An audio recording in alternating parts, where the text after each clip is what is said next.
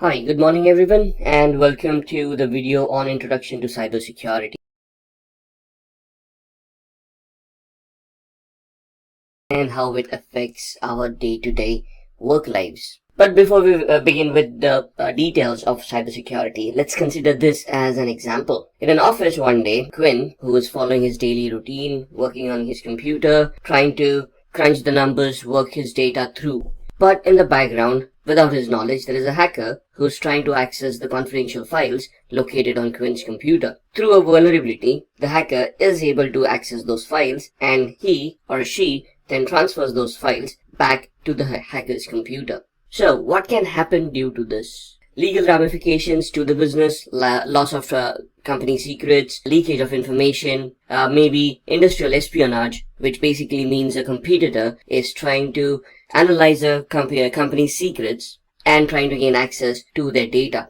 Or they could hold the company for ransom and ask them for money. Or sell it to criminals who can further dilute the information or misuse that information for the criminal activities. Anything is possible. So it's a very bad scenario if a hacker gets access to the company secrets. So what is it that we are going to discuss in this video? To start off with, we're going to talk about what is cybersecurity. Then we are going to talk about why cybersecurity is necessary in today's world. How does it work? Who is a cybersecurity expert? What are the skills required? And of course, what are the courses and certifications required from an individual to be called a cybersecurity expert? So let's begin with the first one. What is cybersecurity? Cybersecurity by itself is a process, a design and architecture created to protect networks and devices from attacks, damage, or unauthorized access. So the advantages of cybersecurity are that you want to protect your business. Like in the previous example, we just talked about an individual and his files being accessed. What if company server got compromised or their web applications got compromised and their databases leaked out? So we want to protect our businesses from hackers, which will result in increased productivity because people would then be in a very controlled environment, concentrating more on their work than worrying about cyber criminals. It would inspire customer confidence, where if I as an organization, I'm going to audit myself, I'm going to ensure that I'm complying to certain regulations, my clients would feel more confident about sharing their information with me as an organization. It would help me making my applications and websites more stable, protect them from external threats, and would also protect my customers or clients from cyber attacks because I would be holding some amount of data for my customers and clients as well. So I have to think about not only my organization, the data that my organization owns, but what I held or what I hold for my customers and clients as well. So essentially, what we want to achieve out of here is a design which we want to implement in a manner which will allow all these factors to function in a standardized manner. So why do we want this? And what would be the advantages of implementing cybersecurity? Now, first and foremost, what is cybersecurity? There are three main pillars of cybersecurity that we deal with since the inception of computers. And they're known as the confidentiality, integrity, and availability triad. Also known as CIA, not to be confused with the American Intelligence Agency. But here we're looking at three different pillars where we want our data to remain confidential, the integrity of the data to be intact, and the data to be made available at all points in time. So let's talk about these three aspects. The principle of confidentiality asserts that the information and functions can be accessed only by authorized parties. So, for example, even if you password protect your file, what is it that you're trying to do? You're trying to prevent other users accessing your data and peeping into your files so that your data remains confidential. It is only shared with people who know the password.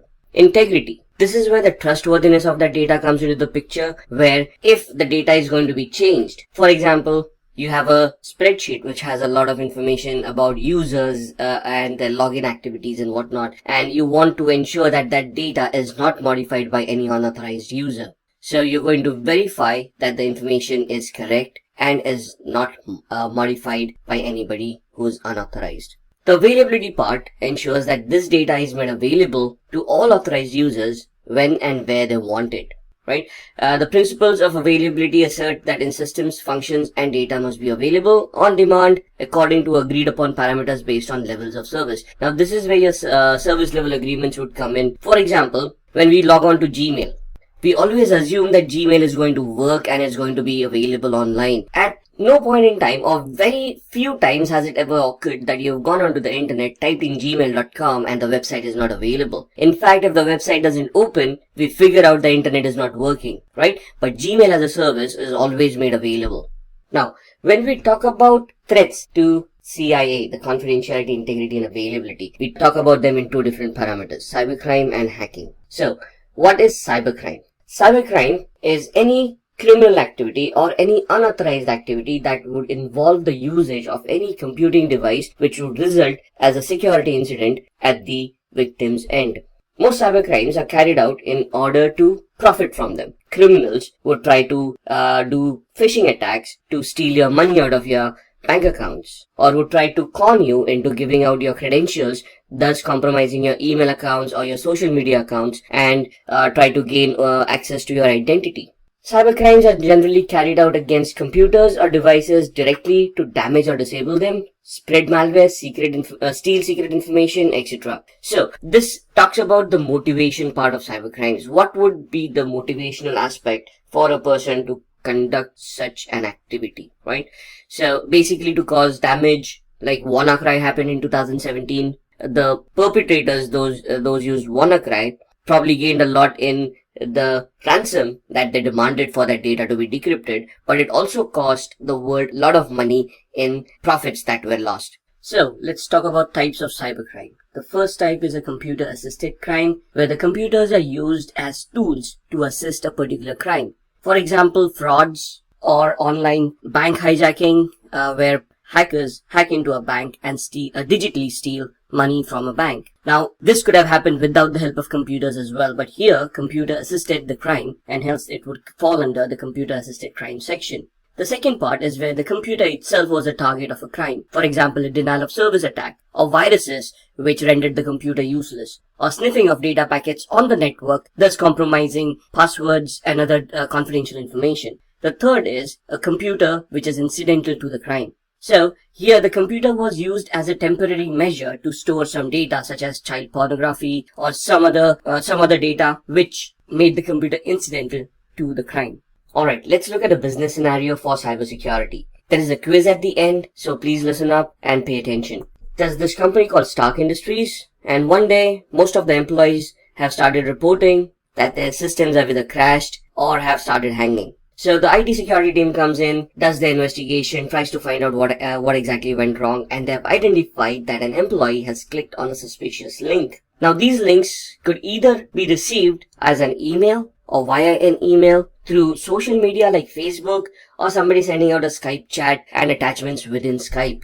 Now once a user clicks on these links are designed to redirect the connection that the computer is going to make to a malicious server hosted by the hacker, and it supposedly downloads a malicious file or some scripts and executes them on the victim's machine. Once executed, these scripts or the content within these files, maybe the content could be a virus or a Trojan, these will start executing themselves and start infecting machines and start basically behaving the way they have been programmed to behave. In this scenario, a lot of users started reporting that their machines started crashing or the systems hanged. Now, the security team scanned all the systems and blocked Facebook and Skype on all machines until further orders. Now, this is a preventive mechanism where you're going to prevent possible attacks or future attacks from coming in. So, the reaction of the security team here is to block those sites from where the attack may have happened. The question to you at this point in time is, what type of computer crime is being referred to in this scenario? Is it a computer-assisted crime, computer as a target crime, or computer incidental to the crimes? So please post your answers in the comment sections below and we'll respond back to you about your answers.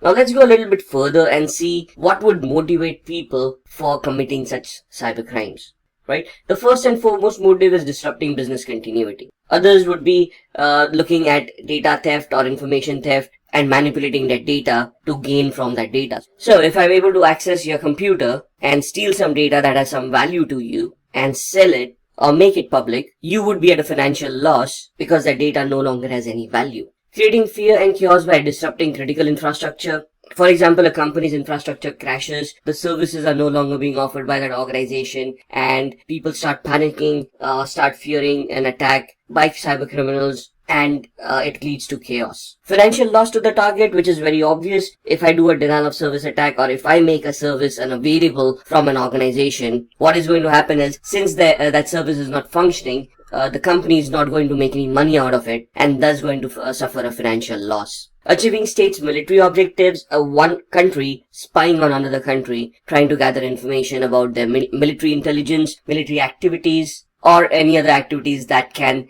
harm the original country. Demanding ransom, hackers can encrypt your data and then demand a ransom from you in lieu of decrypting the data again. Damaging reputation of a target, impersonating a user on the social media platforms, making false statements, thus damaging the reputation of that person, and propagating religious or political beliefs. Religious fanatics, promoting whatever cultures that they want to promote, trying to gain more followers, thus bringing more unrest to the world. Any of these could become motives for cybercrime. In fact, it could be just a script kiddie where people are trying to learn about hacking and they just start hacking for fun. They might not even have a motive for making a profit out of it. Maybe it just thrills them so that they are able to showcase their skills, and that's why they do a cybercrime. So, which brings us to the next topic where we talk about types of hackers. This will allow us to identify what kind of attacks are also possible on a particular organization as far as motives are concerned. So, the basic types, let's start off with the black hat hacker. Individuals with extraordinary computing skills resorting to malicious or destructive activities. These are your criminal hackers who try to profit from their crimes, and they will have a malicious intent in trying to hack a victim organization. The grey hats are individuals who work both offensively and defensively. What does that mean? They could work as black hat hackers with malicious intent and try to harm some organization, while on the other hand, they would also try to work as a security analyst and try to enhance the security posture of an organization for a remuneration. Third one, which is white hat, which is what we want to be or what we want to achieve ourselves as. An individual who professes the same skills as a black hat hacker, probably uses the same tools, has the same kind of knowledge, but the intent is different. They're going to use them for defensive purposes. There's no malicious intent. They act with authorization from the organization, and they will try to detect any flaws and try to plug out those flaws so that black hat hackers would not be able to misuse those flaws to gain access. Suicide hackers. Now, individuals who aim to bring down critical infrastructure for a cause and are not worried about facing jail terms or any other punishment. So, any people or any organization or a group of people, for example, anonymous or these kind of organized hackers, they have a political cause or a social cause that they want to promote, and they do this by hacking critical infrastructure of organizations, bringing it down, defacing their website. Now, why would these not be classified as black hat hackers? The main difference between black hat hackers and suicide hackers is that black hat hackers will try to hide their identity. They will always have a fake identity that they will utilize and try to hide behind it, whereas suicide hackers will claim responsibility for the attacks that they have done and will boast about it. They will not be worried about facing repercussions for the attacks that they have done. The script kiddie. A script kiddie is an unskilled hacker who compromises systems by running scripts, tools, and softwares already developed and already made available by real hackers. So these guys have very minimal technical knowledge. They have no idea how that attack works. They're just going to use an automated tool, click on a few buttons, and hope that the attack succeeds. A cyber terrorist. Individuals with wide range of skills motivated by religious or political beliefs to create fear by large-scale disruption of computer networks. We could talk about organizations like ISIS, who have a lot of digital propaganda that they use and target weak-minded people to join their causes, or people who spread ransomware, who terrorize organizations and hold them to ransom and demand money from them by encrypting their data. State-sponsored hackers. Individuals employed by the government to penetrate and gain top-secret information and to damage information systems to other governments. The best example would be the cyber wars that are going on these days. Most of the countries nowadays would have a secret cyber cell consisting of highly skilled hackers who are entrusted with the task of spying on the enemies and trying to gather information by hacking into their infrastructure. Now, it is not going to be a legit job. It will always be masked by a legit organization, but this does happen. Hacktivism. Individuals who promote a political agenda by hacking, especially defacing or disabling websites. So the difference between suicide hackers and hacktivism is suicide hackers have a social cause that they want to promote. Hacktivists would have a political agenda and they're going to deface websites and they're going to promote their agenda by defacing such websites. Alright, so let's talk about some common attacks in cybersecurity. The most common attack ever seen in today's world is a denial of service attack. So this is where the hacker tries to consume the resources of the victim server in such a way that there are no resources available for legitimate users to connect to the server and conduct their business. Other attacks that you will face would be malware attacks, where there would be a malicious software that would deliver a Trojan virus or a worm to the victim, thus infecting the victim's machine and rendering it useless. A man-in-the-middle attack, where the hacker would put himself in between your machine and the router and start sniffing data packets that you're sending, thus trying to compromise information contained within those packets. So the phishing attack is where a hacker will send a seemingly legitimate looking message to you, an email, let's say, asking you to perform certain actions, where the hacker would be impersonating another organization and you fall prey to that and end up giving your confidential information. A drive-by attack, cross-site scripting attacks, where web applications get compromised and scripts are embedded within those applications or within commands that are sent out by the users. Password attacks, where hackers try to compromise the passwords of users by cracking them based either on brute force, dictionary-based attacks, or password guessing. Eavesdropping attacks, this could be physical in nature, where somebody overhears what you're saying or tries to capture data packets that contain your VoIP transmissions, where let's say you're assuming you're making a Skype or a link-based call. SQL injection attacks, where again attackers will target your database, try to send in malicious queries, which will compromise your database and the data within. Birthday attacks, it is based on cryptography, where you're looking at permutations and combinations of how algorithm functions, and then you're looking at the permutations on how many times the processing needs to be done for that algorithm to be reversed. So these are some of the most common attacks in cybersecurity. Now, these more than attacks would be threats that you're going to face. There would be various different methods that these attacks can be launched. And that's where the cybersecurity expert comes in with their knowledge of identifying what exactly is a threat to the organization and how they are going to prevent that from happening. But more on that a little bit later. Let's look at the history of cybercrime.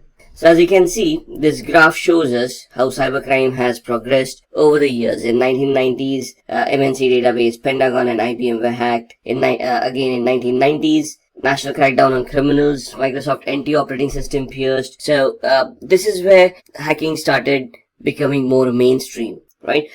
Before this, hacking was very much limited to organizations who used computers. But in the late 80s, internet happened, and then we had e-commerce coming in, which basically led to our online retail stores, online banking, and online data stores as well, which then led to criminals hijacking this data or hijacking your money and trying to steal it on the internet itself. In 2001, cybercriminals launched attacks against eBay, Yahoo, CNN, Amazon, and other organizations. 2007, this was where one of the biggest bank hacks had happened. Swedish bank Nordea, they recorded at least $1 million being stolen in 3 months from 250 accounts.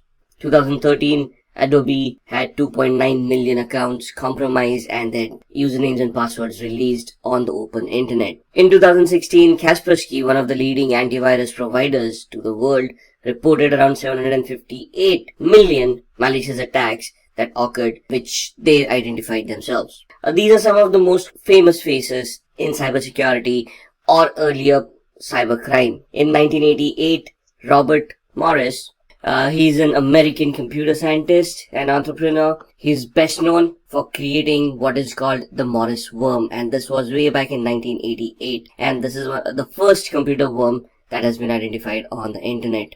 Kevin Lee or Kevin Lee Polson. In 1990, he was accused of hacking into a Los Angeles radio station called KIIS-FM, where there was a contest going on, and if you're a particular number of caller and give a correct answer, you're supposed to win a Porsche 944. And he hacked those telephone lines, ensuring that he became that particular person and answered the question correctly. It was later on revealed that this actually happened. He was jailed for it. Then comes David Smith. David Smith, he created the Melissa virus. Now, Melissa virus, one of the most dynamic viruses known, around March 1999. That's when this happened. This virus was released, and this was a macro-based virus which affected Microsoft Word and Outlook-based files. Adam Botbill, in 2004, he's also an American computer hacker from Michigan. He gained unauthorized access to Love's corporate computer network via an open, unsecured, wireless access points. Now, these access points back then were not that much secured. These people were able to identify it. What they tried to attempt by doing that was gain access to the company's network and install a software which would then help them capture credit card information of that organization, right? And this was later on identified as well, and he was prosecuted for that crime and got jailed. Just a matter of trivia, Kevin Lee Polson, he was one of the first people found guilty and was banned from using computers and the internet for 3 years after his release. In today's world, we cannot even imagine living without the internet. This guy lived for 3 years without it. Now, let's see how cybersecurity works. It's all about securing a computer, and there are various methodologies, there are various factors that come in on how you're going to secure various aspects of the same computer. We start off by authentication mechanisms. What is authentication?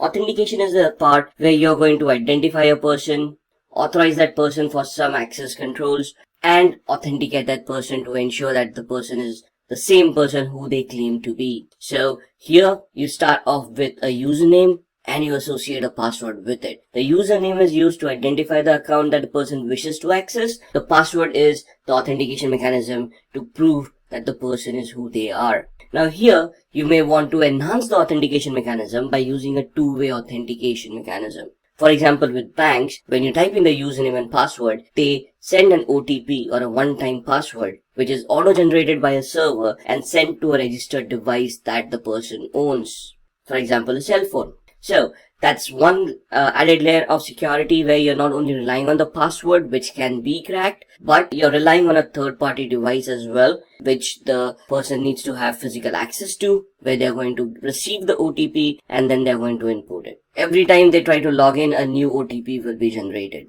Securing your passwords. Just having a password may not be sufficient. You have to ensure that the password meets some complexity standards to ensure that the security of those passwords or the complexity of that passwords is high enough where cracking programs will not be able to easily crack the password.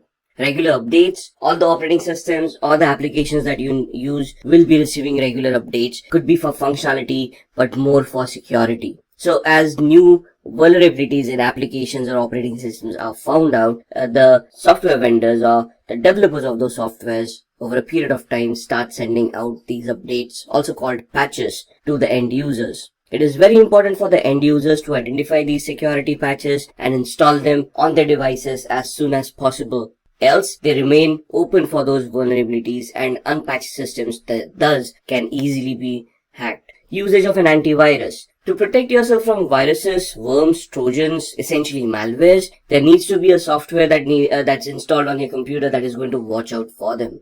You cannot rely on the operating system itself to protect you, so there has to be an antivirus, which will be scanning the connections that you are making, the websites that you will be visiting, the files that are getting executed in the background, and ensure that everything that is happening is legit. Installing a firewall on a system or a server. A firewall essentially is a software or a hardware that allows or disallows some functionality. For example, a port to be opened or closed, or a service to function on a computer or not function on a computer. Thus, what you're trying to do here by disabling unwanted services is you're limiting the threat landscape that you're creating for your computer. If a service doesn't exist on your computer, it cannot be hacked. So the essence here is first identify which ports you'll be using, which services you will be using, and then create a policy on the firewall to ensure that only required ports and services are running. No phishing. So phishing, as we said, could be a malicious website that is being hosted by a hacker. The hacker sending you a fake mail looking like a genuine email, asking you to connect to that particular server and fooling you into you giving that confidential information to the hacker. So you should either the antivirus or an addition to that would have an anti-phishing toolbar which would identify the websites that you're visiting and give you the risk rating of that website, giving you an idea whether this website was ever reported as a phishing website or not. Cryptography, encryption. The best way to keep everything secure is to encrypt it. However, what kind of encryptions are required, what should be encrypted, what should not be encrypted, how that encryption should function, and how this encryption enhances the business value is what we need to ascertain. So, the knowledge here that will be required is what protocols you want to encrypt. For that, you first need to identify which protocols you're going to consume, what data is going to be transmitted over that protocol, how valuable that data is to your organization, and then you're going to add encryption or cryptography on top of it to prevent any attacks from hackers. And then securing DNS servers. DNS is a domain name server, which is basically an index that maps your domain names to your IP addresses. So the domain name system is an index that maps your domain names to your IP addresses. Now on the internet, computers do not know domain names. They can only identify IP addresses and MAC addresses. So when we type in, let's say, google.com on our browser, the computer doesn't know what google.com is. What it does is it sends the packet to the DNS server, and in the DNS server it queries where google.com is located. It is given the corresponding IP address, because of which the packet then goes to the relevant server. There are attacks where a DNS can be compromised and the pointer pointing to your particular website can be changed to point to a malicious server that a hacker is hosting. So to prevent that from happening, you need to secure your DNS servers. So with these kind of attacks and the kind of defense mechanisms we have seen, let's see how do we become a cybersecurity expert. So essentially, who is a cybersecurity expert?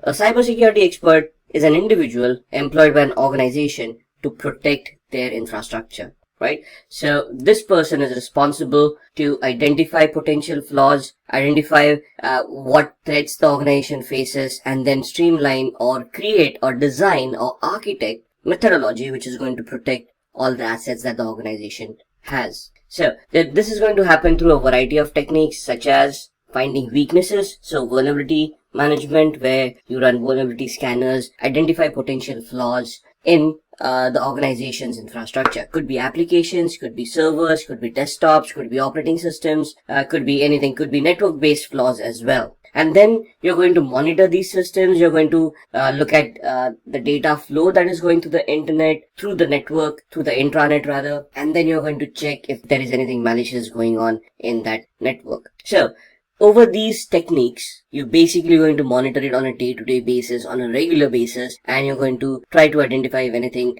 out of the ordinary is happening, right? After you find the weakness, you're going to test those weaknesses to identify the complexity of those weaknesses, to validate those weaknesses actually exist, and then you're going to repair them, you're going to patch them, you're going to install updates, or you're going to you're going to install mechanisms like firewalls or antiviruses to mitigate those weaknesses, and you're going thus resulting in strengthening the areas where an attack may have occurred. Let's see the domains in cybersecurity. Now, when we say domains in cybersecurity, in the previous slide we were discussing where these attacks may happen, like applications, infrastructure, network. So let's see these domains in details. Asset security. Now, when we say assets could be applications, could be networking devices, could be computers, could be routers, could be wireless access points. And all these devices have their own operating systems, they have their own functionality, and it is important that we look at the security of each and every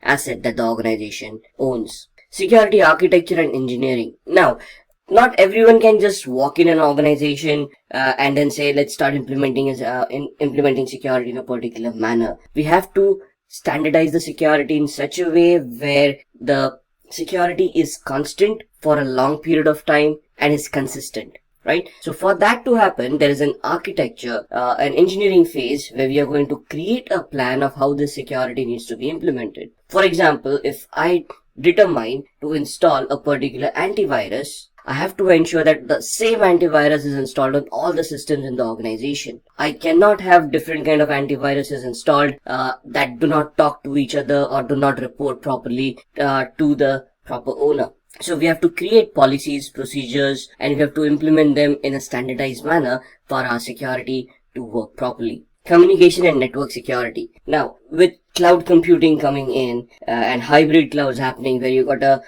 deployment of a physical infrastructure talking to something that is on the cloud, let's say AWS or Microsoft Azure, right? And data flows are happening globally these days. You have to be very careful how these data are going to be transmitted across the network. Thus, you have to create those paths and ensure that those paths are monitored properly, are regulated properly, and do not have any data leakages. Similarly, identity and access management. Who is accessing my data? Are they authorized to access my data? And if yes, how am I going to authenticate them? How am I going to track them? How am I going to hold them accountable for whatever they have done? Even if a person is authorized to do something, we have to hold him accountable for that activity so that if something happens later on, we can identify who made that change. So the identity and access management module will consist of us creating groups, policies, users, roles, and interlinking them with the assets to ensure that only authorized people are able to access those devices. Security operations. On a day-to-day basis, we need to monitor the security of the organization. For example, if today I start facing a denial of service attack, or somebody starts a password attack on my organization where they're trying to crack somebody's password, there should be some internal mechanisms that are in place which will try to identify these attacks, warn the appropriate administrator, and that administrator will walk in and try to investigate that attack. So day-to-day operations are a must. Security assessment and testing. Now that we all have these mechanisms in place, are they going to remain constant for the rest of our lives? No. IT is an ever-evolving scenario. So we need to assess and test our security controls on a regular basis to ensure that there are no gaps left. What I configure today may be irrelevant tomorrow. So I have to constantly keep on looking at the latest security trends, the latest vulnerabilities that are being identified, the patches that are being installed, and I have to compare my infrastructure to all of these to see that I am compliant with the latest security standards. Software development security. So, if you're an organization who's developing software and who's going to sell that software to end users, security becomes a huge part because the end user or the buyer, if it is an organization, is going to ask what kind of security testing was done in that application. So that brings us to a software development life cycle, which talks about how you're going to create that code, how you're going to test that code, ensure that the code is secure enough. So you need to follow secure coding practices, and you're going to test the software over and over again till you're satisfied with the outcome. And then security and risk management. Now, when we come to risks are basically events that may occur compromising the security of an organization. So it is very important that we identify these risks, we map these risks, we verify how that risk is going to impact the business, and then try to figure out security controls to mitigate that risk or bring it down to manageable aspects. So that's a lot of talk, that's a lot of domains, that's a lot of attacks that we have discussed. Now let's see what kind of courses and certifications are available for us to enhance our careers and address all of these domains, all of these attacks. So starting off from a technical perspective, where we are going to look at ethical hacking or security, where we are going to assess and do a vulnerability assessment and penetration test. There are certifications from CompTIA like Security Plus, or from EC Council, which is the Certified Ethical Hacking Training, which basically allows us to become vulnerability assessment and penetration testing experts. So we'll be technically testing each and every device and trying to hack those devices to see if that vulnerability is real and what can be attained out of that vulnerability. CISSP is a very high level certification that normally is considered as a management level certification, right? So just to get certified yourself, you need at least 5 years of experience in the IT security field. This is where you get certified and you're basically a chief information security officer, where you're going to develop policies, procedures, and security control mechanisms and you're going to standardize the security policy of the entire organization. Then you've got the CISA, or also known as the CISA, Certified Information Systems Auditor. It is from an organization called Asaka. It's more on the system side, where you're going to audit systems and you're going to verify that they are adhering to the policies that you have implemented. The CISM or SISM is the Certified Information Security Manager. This is again a project-based oriented approach where you're going to manage the security of an organization, and you're going to look at all the daily operations of the security operations center, and you're going to maintain and manage all of those functions overall. When we talked about risk assessment and risk strategy, for that we've got the CRISC, which is a Certified in Risk and Information Systems Control. Now, for these certifications, this is more on the business side of everything, where you understand the business processes, you understand the business requirements, and based on those business requirements, you compare the technical implementations of computing powers that you have implemented, and then you're going to compare how those technical aspects can be converted into a risk.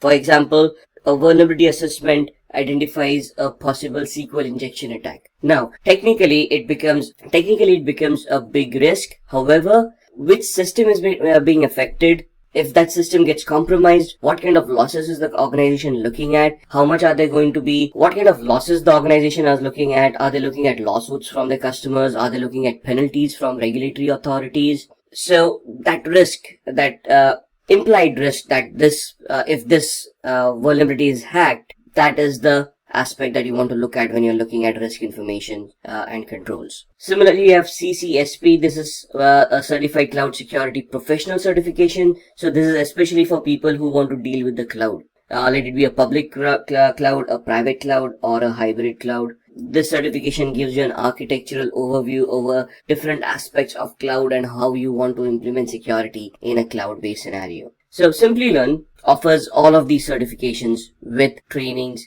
from certified professionals. So there's a master's program from Simplilearn which talks about becoming a cybersecurity expert, which includes all of these trainings. Once you have these kind of trainings and you get those certifications on your profile, that's where you're basically a cybersecurity expert, and you'll be designing and developing security policies, structures, architectures for various organizations and helping them enhance the security of their infrastructure. So let's see what we have talked about during this entire video. First, what is cybersecurity and its advantages? We have talked about the confidentiality, integrity, and availability triad, and we have talked about the threats that posed for the CIA triad. Motives behind cybercrimes. We have seen what motivates people to attack other computer systems and steal data from it. We have talked about types of hackers and cybersecurity experts. So we have talked about white hat, black hat, and grey hat hackers. There are other types that we have talked about as well. We have looked at the domains that are available in cybersecurity and the courses and certifications that can be mapped with these domains. So this is what we have discussed within this session. If you have any further queries, please go ahead and post them in the comment section, and we'll try to address them as soon as possible. With this, I thank you for going through this entire video, and again, I'll wait for your comments and I'll respond back as soon as possible. Thank you.